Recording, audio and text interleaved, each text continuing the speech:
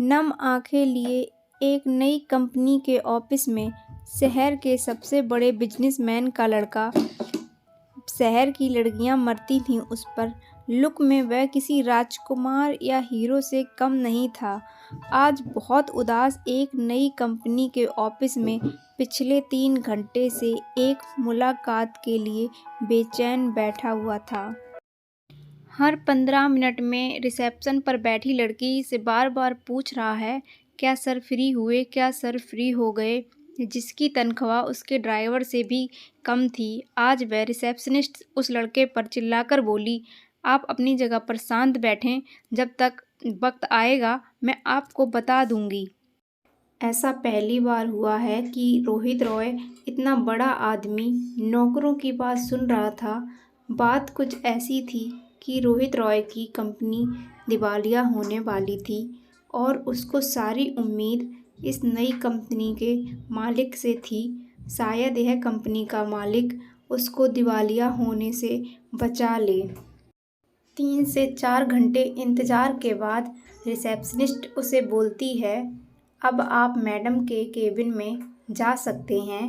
Boss के तक जाने से पहले रोहित को यह तो पता चल गया कि इस कंपनी का बॉस कोई लड़का नहीं बल्कि एक लड़की है।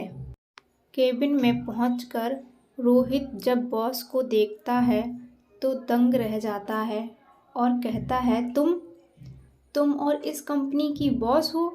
यह हो ही नहीं सकता। जाओ, जाकर बॉस को बुलाओ। क्यों, मैं तुमको बॉस नहीं लगती? और अगर ऐसा है तो तुम जा सकते हो। नहीं, मैं तो बस पूछ रहा था। रितु, तुमको मेरी हालत का अंदाज़ा नहीं है, मैं किस हाल में हूँ। तुम अपनी ज़बान से मेरा नाम मत लो, मैडम कहो मुझे, नहीं तो धक्के मार कर ऑफिस से निकलवा दूँगी।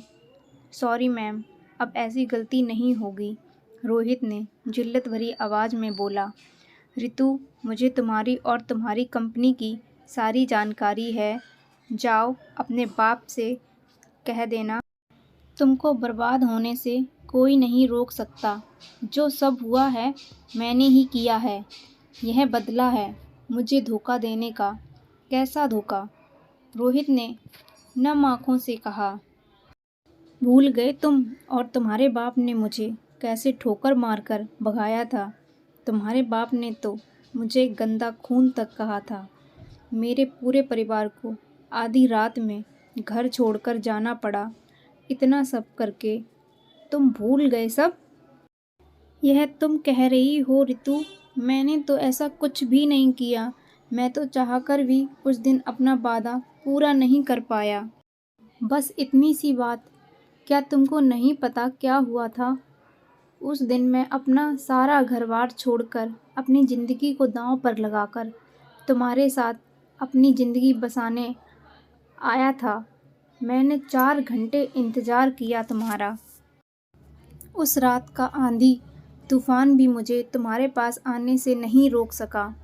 उस तेज़ बारिश में 4 घंटे खड़े-खड़े मैंने अपने अरमानों को जलते हुए देखा।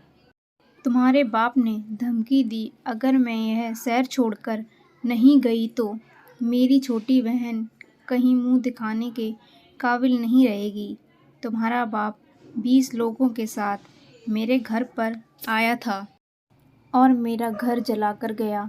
और तुमको कुछ भी नहीं पता कैसे मैं आधी रात को अपने परिवार के साथ शहर छोड़कर भागी। कैसे मेहनत मजदूरी कर कर मैंने अपने परिवार को पाला, छोटी बहन को पढ़ाया। तुम्हें कुछ भी नहीं मालूम। तुम्हें कैसे मालूम होगा? तुम तो अपने महल में आराम से सो रहे होंगे। तुम तो सबसे रईस बाप की औलाद, जिसको गंदी लड़की से प्यार हो गया था। यह क्या कह रही हो तुम? तुम्हारे साथ सच में यह सब हुआ है तो आज से मैं अपने बाप की शक्ल तक नहीं देखूंगा। उस रात मेरे साथ क्या हुआ क्या तुमको नहीं पता? जब मैं तुमसे मिलने आ रहा था तब मेरे पिता ने मुझे मेरी मरी हुई माँ की कसम देकर रोक दिया। मैं चाहकर भी उस दिन तुमसे मिलने नहीं आ पाया। तुमको पता है, आज तक मैंने अपने पिता से बात तक नहीं की है। तुमको मालूम नहीं मैंने कितनी कोशिश की तुमको ढूंढने की, कितनी बार मैंने अखबारों में छपवाया, तुमने तो पढ़ा होगा। रोहित इंटरनेट से कुछ पेपर की कटिंग निकाल रितु को दिखाता है। यह सब देखकर रितु के पैर तले से ज़मीन निकल जाती है, क्योंकि गुस्से में जिस आदमी को वह अपना सबसे बड़ा दुश्मन समझ रही थी और यह सोचकर उसने पिछले 10 साल गुजारे कि रोहित ने उसको धोखा दिया, आज वह गुस्सा यह सच समझ नहीं पा रहा था।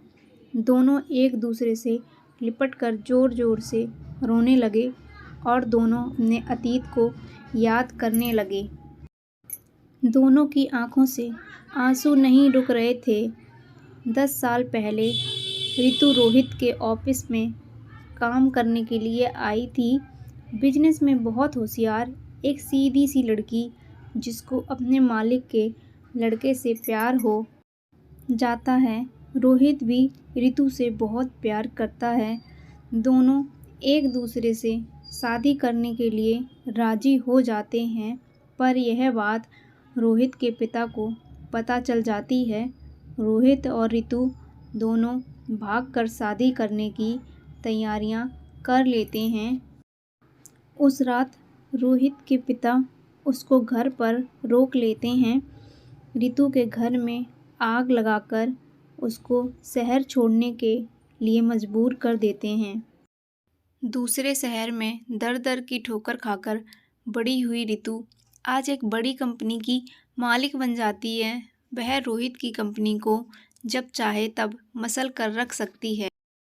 इसी बात का बदला लेने के लिए रितु वापस उस शहर आई थी, पर जब उसको रोहित के प्यार और सच्चाई का पता चला तो वह उससे गले लगकर रोने लगी। रोहित रितु को लेकर गुस्से में अपने घर जाता है और चिल्लाकर अपने पिता को बुलाता है और कहता है, देखो तुमने क्या किया। रोहित के पिता की आंखों में भी आंसू आ जाते हैं। इतने दिन बाद रोहित ने उससे बात की, गुस्से में ही की। रोहित के पिता हाथ जोड़कर रोहित से माफ़ी मांगी और कहा, मुझे तो पता था यह एक ना एक दिन ज़रूर होगा। मैंने बहुत बड़ी गलती की है, हो सके तो मुझे माफ़ कर देना बेटा, पर एक बार यह ज़रूर जान लो मैंने ऐसा क्यों किया। मुझे नहीं सुनना, आपने मेरी ज़िंदगी बर्बाद कर दी। रोहित बोला। रितु कहती है, मैं एक बार ज़रूर सुनूंगी, आखिर मेरे घर जलाने की क्या वजह है। रोते हुए रोहित के पिता बोले, तुमको पता है तुम्हारी माँ और मेरी भी लव मैरिज थी और हम दोनों भी एक दूसरे को बहुत प्यार करते थे। मेरे पिता ने तुम्हारी माँ की और मेरी कुंडली एक बड़े पंडित को दिखलाई और उन्होंने यह भविष्यवाणी की, अगर यह शादी होगी तो तुम्हारी माँ की जान जल्दी चली जाएगी। पर हम दोनों इन सब में भरोसा नहीं था। पर तुम्हारी माँ के जाने के बाद मैं यह नहीं चाहता था कि तुम दोनों के साथ भी ऐसा हो। जब मुझे पता चला तुम और रितु एक दूसरे को प्यार करते हो तो मैं तुम दोनों की कुंडली उसी पंडित को दिखाई और उसने तुम दोनों के बारे में भी वही बात कही। जिस दुख से मैं जी रहा हूँ वही तुम लोगों को ना मिले, इसलिए मैंने यह सब किया। पर क्या तुमको पता है रितु कि तुम्हारी कंपनी इतनी बड़ी कैसे हो गई? वह अज्ञात डोनर कौन है जिसने तुम्हारी कंपनी में इतना सारा पैसा लगाया है? वह मैं ही हूँ। क्या आप? रितु के पैरों तले से ज़मीन निकल गई। मैं अपनी गलती का भुगतान जैसे मैं कर सकता था मैंने किया, फिर मैं तुम दोनों से हाथ जोड़कर माफ़ी मांगता हूँ। तीनों एक दूसरों से लिपटकर रोने लगे। आज सबकी ज़िंदगी से सारे गुस्से और गलतफहमी का बोझ उतर गया। रितु और रोहित ने कुंडली निदान करवाकर शादी कर ली और सब खुशी खुशी रहने लगे।